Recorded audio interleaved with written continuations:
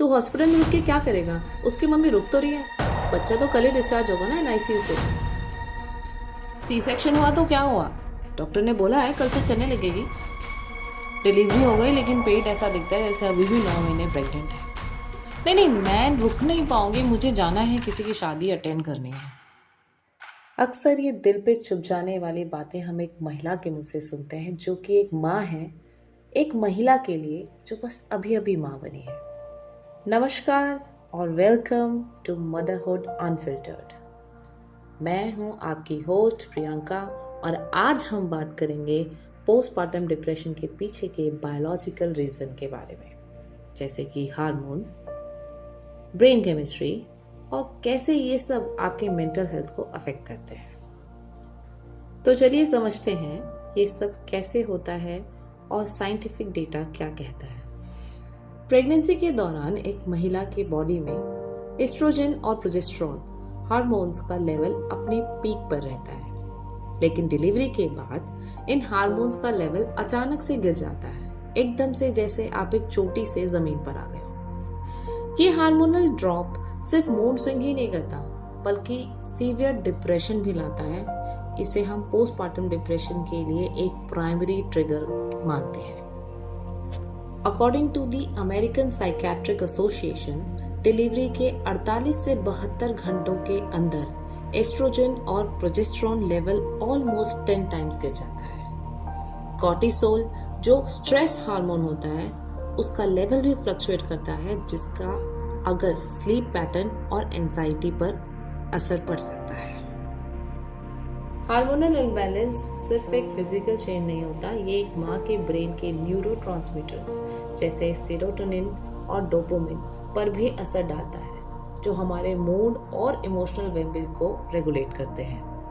Brain chemistry का role भी postpartum depression में बहुत इंपॉर्टेंट है। जब हार्मोनल फ्लक्चुएशंस होते हैं तब ब्रेन के केमिकल मैसेजेस, जिनको न्यूरोट्रांसमीटर कहते हैं, उनकी एक्टिविटी भी बदल जाती है।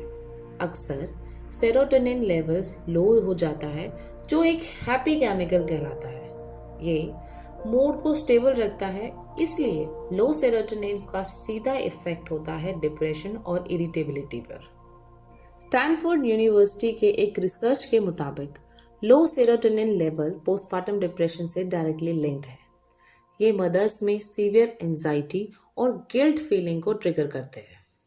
एमआरआई स्कैन ने ये दिखाया है कि पोस्टपार्टम पीरियड में एमिगडल, जो इमोशनल प्रोसेसिंग का पार्ट भी है ब्रेन में, ज़्यादा एक्टिव हो जाता है, जिस वजह से मदर्स को ओवरथिंकिंग और फियर जैसा महसूस होता है। चाइल्ड बर्थ के बाद एक माँ का बॉडी रिकवरी मोड में आ जाता है। ब्लड लॉस, फैटीग और lack of sleep physical stress को और बढ़ाते हैं। क्या आप जानते हैं कि फिजिकल एग्जॉशन और स्लीप डिप्रिवेशन पोस्टपार्टम डिप्रेशन के सिम्टम्स को और भी सीवियर कर देते हैं? Centers for Disease Control and Prevention के मुताबिक जो मदर्स डिलीवरी के बाद कंसिस्टेंटली 4 आवर्स से कम सोते हैं, उनमें बीपीडी का रिस्क ट्वाइस हो जाता है। ब्रेस्ट फीडिंग के दौरान प्रोलैक्टिन हार्मोन्स इंक्रीज करता है, जो बेबी और मदर के बीच में बॉन्डिंग प्रमोट करता है, लेकिन कभी कभी इस हार्मोन का इम्बैलेंस होना भी एंजाइटी को बढ़ावा देता है। अब तक हमने हार्मोन्स, ब्रेन केमिस्ट्री और फिजिकल स्ट्रेस के बारे में ही बात की है, लेकिन सोसाइटी में इस टॉपिक पर एक स्टिग्मा भी है। कई बार लोग सोचते हैं कि ये सिर्फ इमोशनल वीकनेस है, जबकि ये पूरी तरीके से एक बायोलॉजिकल प्रोसेस है। दोस्तों, एक मदर के लिए समझना जरूरी है कि अगर उन्हें पोस्टपार्टम डिप्रेशन हो रहा है तो ये उनकी गलती नहीं है।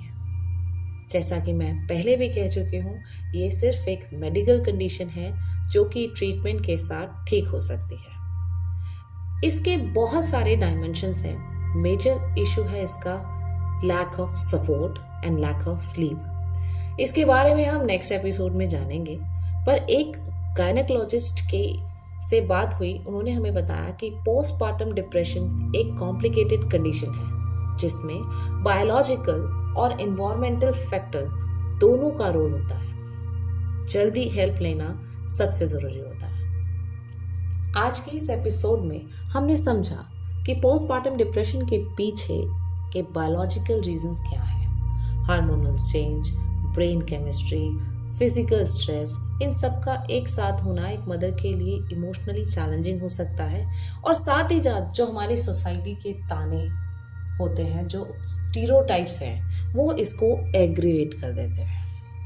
अगले एपिसोड में हम बात करेंगे कि पोस्टपार्टम डिप्रेशन के रिस्क फैक्टर के बारे में, कि वो क्या होते हैं, कौन से फैक्टर आपको पोस्टपार्टम डिप्रेशन के लिए वनरेबल बनाते हैं और उन्हें कैसे पहले से ही एड्रेस किया जा सकता है। तब तक के लिए खुश रहिए, अपना और अपनों का ध्यान रखिए, और याद रखिए मदरहुड एक बहुत ही ब्यूटीफुल सी जर्नी है, लेकिन आपको इस जर्नी में खुद को इग्नोर नहीं करना है। बहुत बहुत धन्यवाद। जय हिंद।